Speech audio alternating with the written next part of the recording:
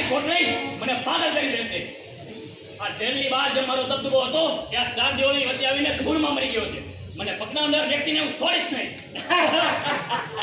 છોડીશ નહીં? અલા ભાઈ, પેલા તું બહાર નીકળવાનું તો કે. અરે છોડીશ નહીં. અહીં આવીને તો સિંહ પણ પાંજરાનો પોપટ બની જાય. તારો જે દબદબો હતો એ તો બહાર હતો. અહીંયા તો તું માત્ર 420 નંબરનો કેદી છે, કેદી. મારો પણ આવો દબદબો હતો, પણ આ જેલના સળિયાએ મારો બધો નશો ઉતારી દીધો છે. બરાબર ને કાકા? ના, તમે બંને હજી બદલાની વાત કરો છો. મને તો રાત્રે ઊંઘ નથી આવતી. જ્યારે આંખ બંધ કરું છું ને ત્યારે મારા ઘરના રડતા ચહેરા નજર આવે છે. આ સમાજ મારી દીકરીને પૂછે કે તારો બાપ ક્યાં છે, ત્યારે શું જવાબ આપશે, ત્યારે શું જવાબ આપશે? આપણા ગુનાઓ આપણા આખા પરિવારને જીવતા જીવ મારી નાખશે. બંધ કરી દે તારું રડવાનું. જે થવાનું હતું એ થઈ ગયું. ક્યાં સુધી આ કિસ્મતનો વાત કાઢીને રડ્યા કરીશ? તારા રડવાથી કે આ જેલની 4 દીવારો તૂટી નથી જવાની. તારી સામે તારી અંદર તાકાત હોય તો આ સિસ્ટમની સામે લડીને દેખાડ. સિસ્ટમની સામે. વિક્રમ, તાકાત કાયદો તોડવામાં નહીં, પરંતુ આપને ખુદને સુધારવામાં લગાડો. તમે લોકો જેને તાકાત સમજો છો તમારા ગુસ્સાને, તે ખરેખર ગુસ્સો માણસની સૌથી મોટી નબળાઈ છે અને તે બુદ્ધિને ખાઈ જાય છે. બંધ કરો તમારું આ નાટક. કંટાળવાની છે એટલે એક વાત સાંભળી. આ જેલ છે, અહીંયા કોઈ સાધુ સંતો રહેવા નથી આવતા. અહીંયા ખાલી સત્તા અને લાઠીનું રાજ ચાલે છે. યાદ રાખજો.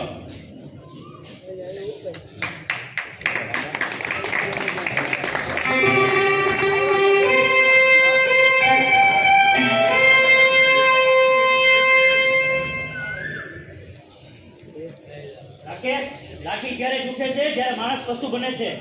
જો તમે માણસ બનવા તૈયાર હો તો આ કાયદો સુધારવાની તમને 100 તક આપે છે. આ જેલ એ નર્ક નથી, પણ તમારા જીવનની નવી નવરચનાની યોગ્ય પાઠશાળા છે. સાહેબ, ઇતિહાસ ગવા છે જેલમાંથી નીકળનાર વ્યક્તિને આ સમાજ કદી ઇજ્જત નથી આપતું અને હંમેશા આ સમાજ એ વ્યક્તિને સંતાનની જતી જ જુએ છે. તો તે ઇતિહાસ અધૂરો વાંચ્યો છે વિક્રમ. ઇતિહાસમાં એવા પણ વ્યક્તિઓ છે જે જેલમાંથી ગયા પછી પણ મહાત્મા બન્યા છે. આજે રાત્રે આ જેલના બેરકના સળિયા નહીં, તો તમારા તમામના વિચારો ઓગળશે. તૈયાર રહેજો.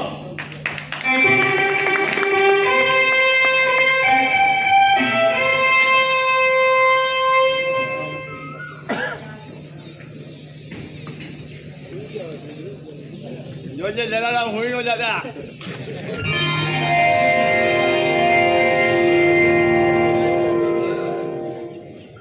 मन के अंधेरे को चीर में एक नई किरण, अब सोई हुई आत्मा का भोगा जागरण. जी हाँ दोस्तों, હું તમારો મિત્ર, તમારો સાથી. આ જેલની બહારની દુનિયા નહીં, તો જેલની અંદર રહેતા કેદીઓના મનના પ્રશ્નો અને મનની વાત લઈને આવ્યો છું.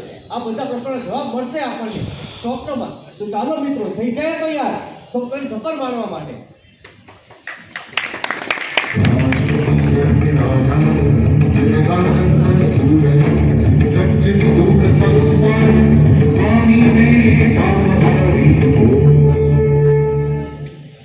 ઉઠો, જાગો અને ધ્યેય પ્રાપ્તિ સુધી મંડ્યા રહો. રાકેશ, તારી આંખોમાં જે ગુસ્સો છે એને તું ધ્યાનથી જો. એ ગુસ્સો આ દુનિયા સામે નથી, પણ તારી પોતાની હાર સામે છે. સ્વામી વિવેકાનંદ, આપ અહીંયા? હું તો એક પાપી છું, હું એક ગુનેગાર છું. આપ મારી પાસે કેમ આવ્યા? રાકેશ, કોઈ પણ માણસ જન્મથી ગુનેગાર નથી હોતું. તારી એક ભૂલ તારું આખું ચરિત્ર નક્કી ના કરી શકે. પવિત્રતા, ધીરજ અને ખંત, આ ત્રણેય ગુણ તારી અંદર જ છે. મુશ્કેલીઓ આપણને તોડવા માટે નથી આવતું, મુશ્કેલીઓ આપણી અંદર છુપાવેલી શક્તિઓને બહાર લાવવા માટે આવે છે. આપણું પોતાનું જાતને ક્યારે નબળું ના માનો. માફ કરજો સ્વામીજી, પણ આ બધી વાતો તો પુસ્તકોમાં સારી લાગે. કારણ કે બહારની દુનિયા તો બહુ જ ક્રૂર છે. ત્યાં તો ખાલી શક્તિશાળી જ જીવે છે. બરાબર ને મિત્રો?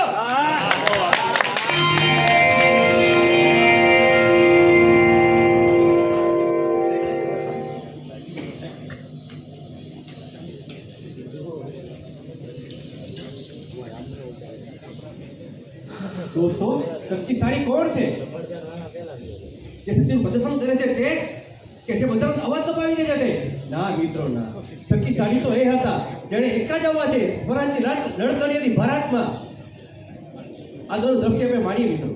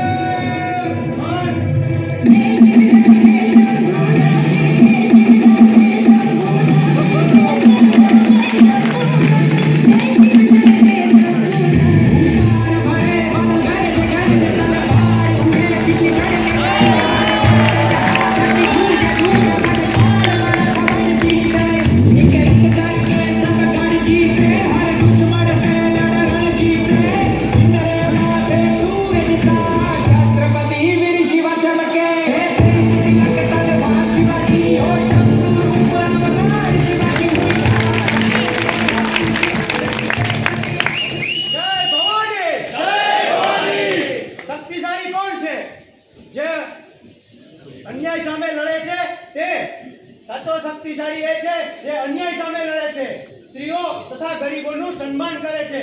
મેં આ દેશના દુશ્મનો સામે લડત આપી કારણ કે મારે પ્રજાને ન્યાય આપવો હતો. શક્તિનો ઉપયોગ રક્ષણ માટે થાય, ભક્ષણ માટે નહીં. જો તારી શક્તિ કોઈનું ઘર ઉજાડતી હોય તો તું વીર નથી પણ કાયર છે, કાયર. મહારાજ, મારાથી અધર્મ થઈ ગયો છે. મારી એક ભૂલને કારણે મારા માતા પિતા સમાજમાં માથું ઊંચું કરીને જીવી શકતા નથી. મારી આ ગ્લાની મને મારી નાખશે. એ તારા મનના ખોટા નબળા વિચારો છે. વીર પુરુષ ક્યારે આવા વિચારો પોતાના મનમાં નથી લઈ આવતો.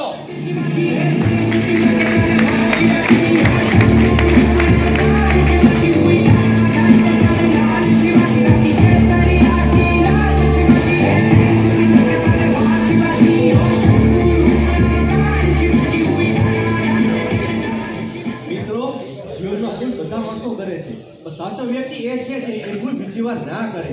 સત્ય કડવું છે, પહેલા પણ હતું અને અત્યારે પણ છે. બસ ફરક ખાલી એટલો છે કે પહેલા હિંસા અને સત્યની લડાઈ હતી અને અત્યારના અહિંસા અને અસત્યની લડાઈ છે. ચાલો મિત્ર, આપણે આગળનું દ્રશ્ય પાછા સાંભળીએ.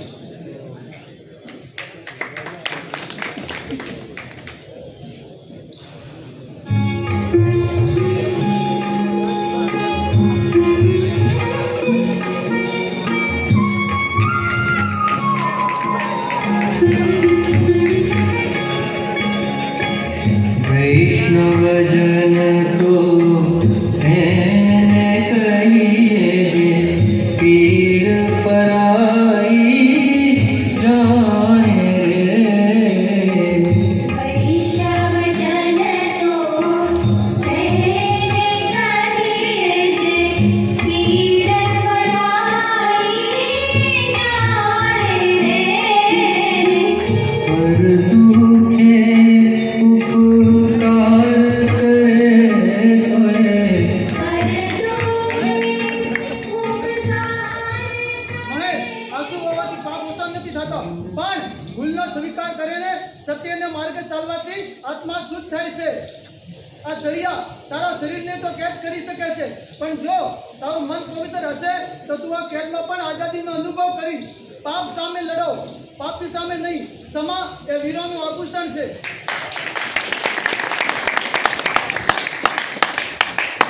બાપુ, જો અમે ક્ષમા માંગીશું તો આ દુનિયા અમને કાયર સમજશે અને કાયર લોકોને આ સમાજ હંમેશા પગની નીચે કચડી નાખે છે. એટલા માટે અમારે હક માટે લડવું જ પડશે. અહિંસા પરમો ધર્મ.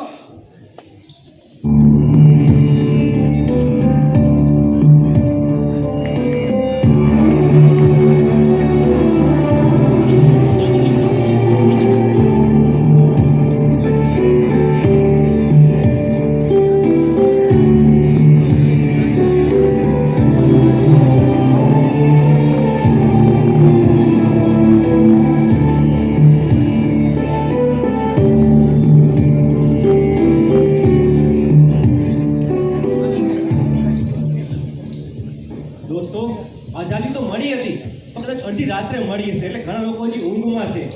ભગતસિંહના ફોટો અને સ્ટોરી તો બધા સ્ટેટસમાં મૂકશે પણ પોતાના જીવનમાં કોઈ નહીં ઉતારે. ભગતસિંહ નાની ઉંમરમાં લડાઈ લડી હતી, જેલમાં ગયા હતા દેશની આઝાદી માટે. દેશનું ભવિષ્ય ઉજ્જવળ બને એના માટે. મિત્રો, પોતાની ભૂલોને ભૂલી જેલમાં રહેલા પૂરા પાઠ્યપુસ્તકોને વાંચી અને આગળનું ભવિષ્ય સુધારી જેલની જ્યારે બહાર જઈએ ત્યારે નવા નાગરિક બનીને જઈએ.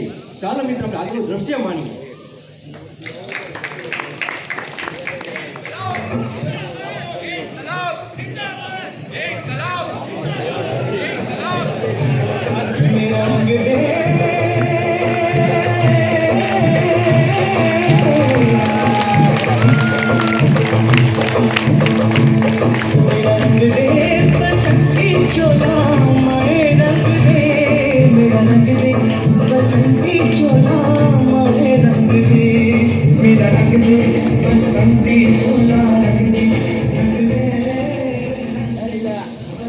લડવું જ જોઈએ વિક્રમ. લડત વિના ક્રાંતિ નથી. પણ તારી સાચી લડત કોની સામે છે?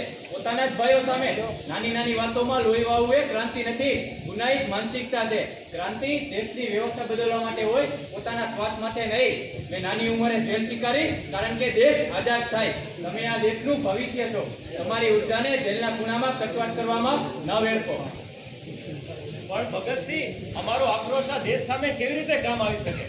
અમારા ઉપર તો કલંક લાગેલા છે અને અમે તો કલંકિત બની ગયા છીએ, કલંકિત બની ગયા છીએ. કલમ ધાતુ પર લાગે, આત્મા પર નહીં રાખે. જેલના સમયનો ઉપયોગ ભણવામાં કરો, સકારાત્મક વિચારોમાં કરો. જ્યારે જેલની બહાર નીકળો ત્યારે દેશના વિકાસમાં એવા ભાગીદાર બનો કે લોકો તમારા ભૂતકાળને ભૂલીને તમારી દેશભક્તિને સલામ કરે.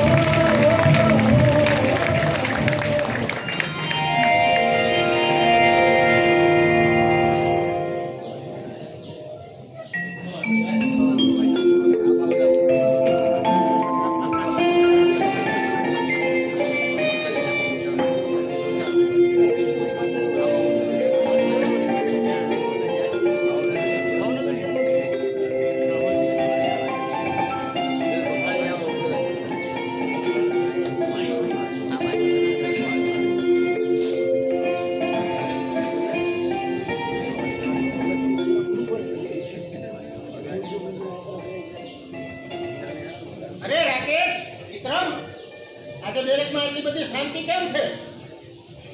કોઈ દલીલ નહીં, કોઈ ગુસ્સો નહીં.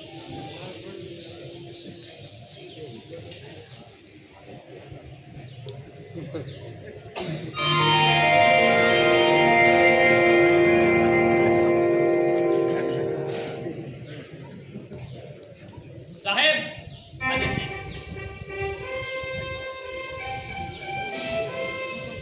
સાહેબ, આજે શિવાજી મહારાજ અને ભગતસિંહની વાતો સાંભળીને મારી આંખો પરથી અહંકારના પડદા ઉઠી ગયા છે. આજથી હું મારી ઉર્જાને સાચી દિશા આપીશ અને જેલના બધા નિયમોનું પાલન કરીશ. સાહેબ, હા સાહેબ, ગાંધીજી અને સ્વામી વિવેકાનંદના વિચારોએ અમારા મનનો અંધકાર દૂર કર્યો છે. હવે આ જેલ અમારા માટે કાળી કોટડી નથી સાહેબ, પણ અમારો એક આશ્રમ છે, આશ્રમ જ્યાં અમે નવું જીવન શીખીશું સાહેબ. બરાબર ને વિક્રમ? હા ભાઈ, અદ્ભુત. જ્યારે જેલના કેદીઓ સુધારવાનો સંકલ્પ કરે છે ત્યારે જ આ જેલ સાચા અર્થમાં સુધારા ગૃહ બને છે. મને વિશ્વાસ છે કે તમે લોકો બહાર નીકળીને દેશના આદર્શ નાગરિક બનશો. જરૂર સાહેબ. ઠીક છે.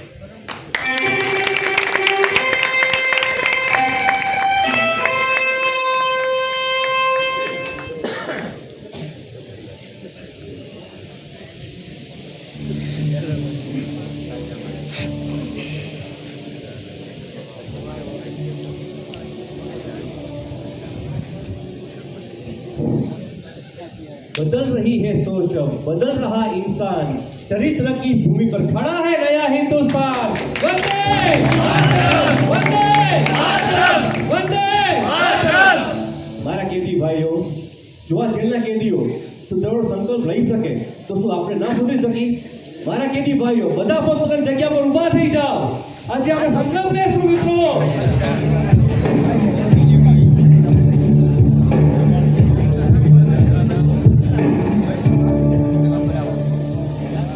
મારા કેદી ભાઈઓ પોતાનો જમણો હાથ આગળ કરીશું આજથી આપણે સંકલ્પ લેશું હું આજથી હું અત્યારથી હું સંકલ્પ કરું છું ખરાબ ટેવો નબળા વિચારો અફસોસ ભૂતકાળની ભૂલોને ભૂલીને નવા વિચારોનું સિંચન કરીશ આદર્શ નાગરિક બનીશ આ દેશ માટે હું આર્થિક વિકાસ મદદ કરીશ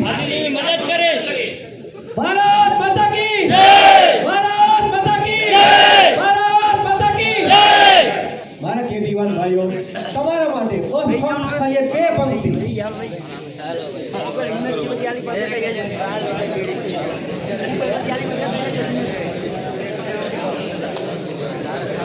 जिंदगी हर कदम एक नई जंग है जिंदगी हर कदम एक नई जंग है जीत जाएंगे हम तू अगर संग है जिंदगी हर कदम एक नई जंग है